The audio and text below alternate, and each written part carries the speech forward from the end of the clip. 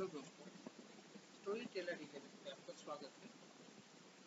मैं अतुल आनंद आपको एक ऐसी स्टोरी आज सुनाने जा रहा हूँ। ऐसे व्यक्ति की जीवन गाथा आपको सुनाने जा रहा, जो इस देश के सबसे खतरनाक मोर्चे पे लड़ता रहा, अपनी शहादत दी, अपने 1 दर्जन से ज्यादा स्वजनों को खोने के बाद भी वह आदमी डिगा नहीं। उसने अपने लोगों को मुख्य धारा में लाने की जो कोशिश, जो जंग जारी रखी, वो आज तक चल रही। तो आइए आज बात करते हैं शहीद महेंद्र कर्मा जिनकी आज 75वीं जयंती है, वर्षगांठ है। तो आप लोगों की जानकारी के लिए मैं बता दूं कि महेंद्र कर्मा वो व्यक्ति हैं जो कि बस्तर जैसे नक्सल प्रभावित इलाके में इतने लोकप्रिय थे कि इंडिपेंडेंट पार्लियामेंट में पहुंचे थे 1996 में। ये वो समय था जब बीजेपी इस कंट्री में फर्स्ट टाइम सबसे बड़ी पार्टी। वाजपेयी जी उसी टाइम पीएम बने थे फर्स्ट टाइम, और 13 महीने के उस टाइम एक बंदा निर्दलीय पार्लियामेंट होता है। अगर आप रिकॉर्ड उठा के देखो तो बहुत ही गिने चुने लोग हर बार पार्लियामेंट में निर्दलीय पहुंचते हैं, वो भी जब इलेक्शन बाइपोलर हो। चलिए आगे बढ़ते हैं। महेंद्र कर्मा जी की जीवन गाथा। तो महेंद्र कर्मा 30 साल की एज में 1980 में सबसे पहले विधानसभा के लिए चुने जाते हैं। 1991 में वो नक्सल के अगेंस्ट मूवमेंट स्टार्ट करते हैं। 1996 में पार्लियामेंट पहुंचते हैं। 2000 में वो कांग्रेस ज्वाइन कर लेते हैं और अजीत जोगी गवर्नमेंट में कॉमर्स मिनिस्टर। 2003 में जब सत्ता पलट जाती है तो उनको ऑपोजिशन का लीडर घोषित किया जाता है। 2008 तक वो ऑपोजिशन के लीडर रहते हैं। एक बार फिर से कांग्रेस इलेक्शन हारती है। महेंद्र कर्मा ने एक संस्था बना रखी थी जिसका नाम था सलवा जुलूम। मूवमेंट में ये एक संस्था बनी थी। और आप सोचो कि राज्य, देश, समाज इनके लिए कितना बड़ा। कांग्रेस का लीडर होते हुए भी बीजेपी के सीएम के साथ मिलकर नक्सलियों को धारा में कैसे लाया जाए, उनको कैसे सशक्त बनाया जाए, उसके लिए ये काम करते हैं। सलवा जुलूम में इनका मानना था कि नक्सल तभी परास्त होंगे जब मुख्य धारा में आदिवासियों को लाया जाएगा, और वैसे आदिवासियों को सहानुभूति रखते हैं या उनकी विचारधारा के तरफ प्रभावित हो चुके हैं। दूसरी तरफ उन्होंने जो हार्डकोर नस्ली उनसे लड़ने के लिए आदिवासियों को एकजुट होने की प्रेरणा ही नहीं की आपूर्ति, उनका एक ठोस ढांचा बनाया। और सत्ता से बाहर रहते हुए भी दूसरी पार्टी के सीएम के साथ ही काम। और रमन सिंह इतने प्रभावित थे कि उन्होंने सलवा जुलूम का हमेशा साथ दिया। बाद में ह्यूमन राइट्स और बहुत सारी तरीके की उसी टाइप की चीजें जो बिहार में बड़े के साथ हुई थी मामले में, वैसे ही लोग उनके पीछे पड़ गए और 2011 में सलवा जुलूम को बंद करा। सलवा जुलूम तो बंद हो गया, ठीक उसी तरीके से जैसे रणवीर सेना पे बैन लगा। हालांकि रणवीर सेना का सामाजिक दायरा थोड़ा अलग, इनका सामाजिक दायरा सोशल सर्विस लेकर था। रणवीर सेना नक्सल के खिलाफ उन्हीं की भाषा में जवाब देने के लिए। हालांकि दोनों का काम लगभग वही।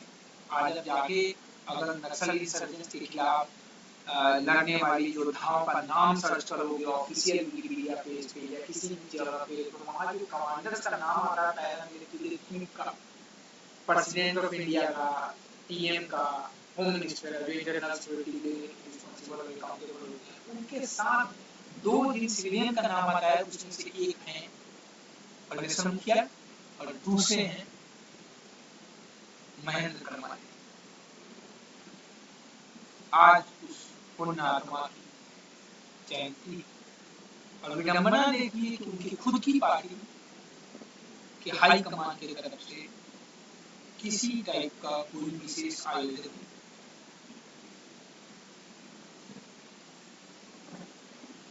सोच के दंतेवाड़ा, बस्तर और सुकमा में जाने से लोग सेवक डरते हैं, वहां ये बंदा रखा।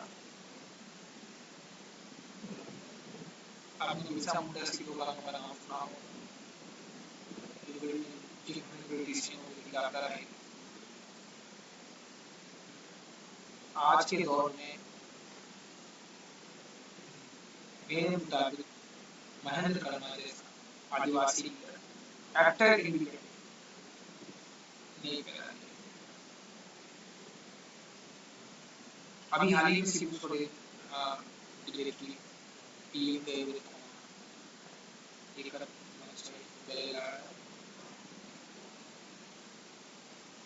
हाँ ये बात सही है कि शिबू सोरेन धरातल के नेता थे, झारखंड को स्टेट बनाने में काफी योगदान,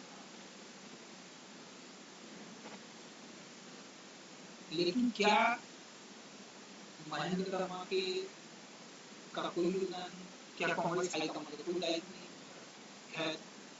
महेंद्र कर्मा राजनीतिक दल दल याद करें न करें, बस्तर अपने ऐलान किया। ये देश महेंद्र कर्मा यूं ही नहीं बता, यूं ही नहीं असली से पकड़ा।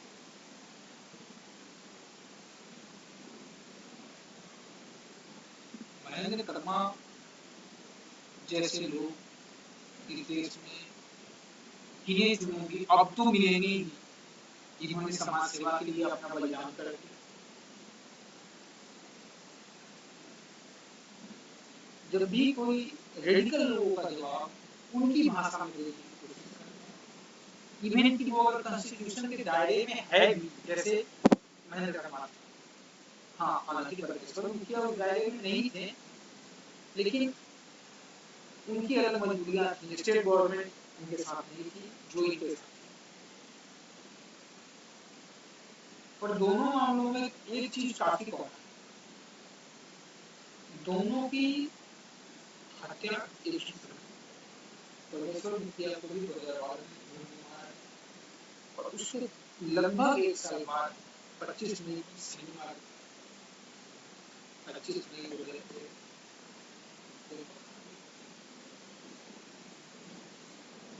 आप सोचो कि नक्सली कितने खौफ खाते थे कि महेंद्र कर्मा को मारने के लिए उन्होंने कांग्रेस की पूरी स्टेट यूनिटी खत्म कर दी। हालांकि परिवर्तन रैली से वो गुस्सा थे,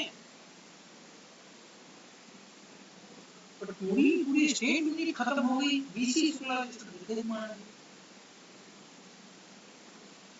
वो इंजर्ड थे, बाद में नहीं रहे। आपकी जानकारी के लिए बता दें कि बीसी शुक्ला इंदिरा गांधी के टाइम के तब वो यंग लीडर्स में आ गए,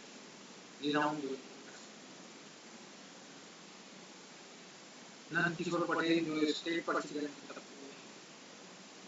हालांकि ये कंट्रोवर्शियल थिंग भी है कि उनके लड़के ने उनके दो कर्मियों पे ही आरोप लगाया, उनका नार्को टेस्ट कराने की आरोप नहीं लगाया था, संदेह जरूर तभी नार्को टेस्ट कराया। हालांकि हुआ कुछ नहीं, वो अलग चीज, बातें तो कुछ। कुछ लोग तो यहाँ तक करते हैं कि परिवर्तन रैली चल रही थी, इलेक्शंस का ईयर था और कर्मा मुख्यमंत्री पद के दावेदार, मे भी ये राजनीतिक साजिश हो सकती है। मैं ये नहीं कहा कि केवल राजनीतिक साजिश है, एनसीसी या नक्सलियों के साथ मिलके तो कुछ गड़बड़ होता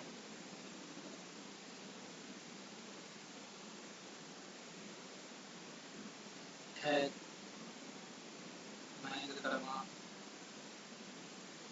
वैसे व्यक्ति नहीं थे कि इनके जाने के बाद इनके विचार किए जाएंगे। महेंद्र कर्म है, 600 नक्सलियों का आत्मसमर्पण करवाया। सलवा जुलूम में हो सकता है कि कहीं कहीं किसी एक दो जगहों पे चाहे अनचाहे में जो एसपीओ थे उनके द्वारा मिसबिहेव किए गए या मिसबिहेव जैसा हो गया हो, पर उसके बेस पे महेंद्र वर्मा को जज कर इंडियन एक्सप्रेस और टेलीग्राफ में लिखे आर्टिकल से बड़वेश्वर मुखिया गुज्जर और बिहार होगा, इस पे तो शर्म आनी चाहिए।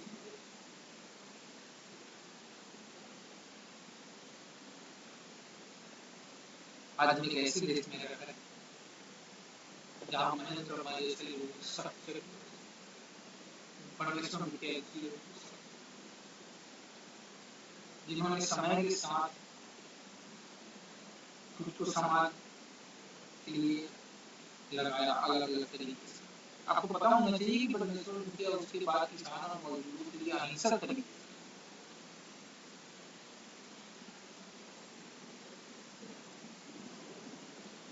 और दोनों ने अपनी सर्वोच्च शहादत दी।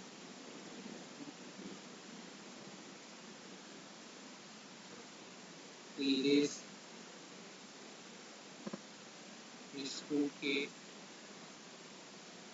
75वीं वर्षगांठ के उनको याद कर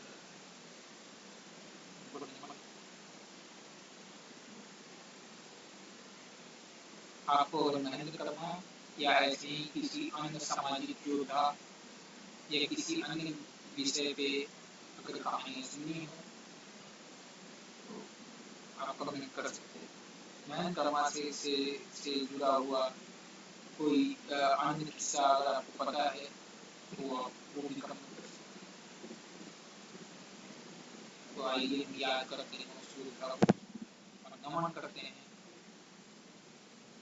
उस वीर को जिसने अपनी सर्वोच्च शहादत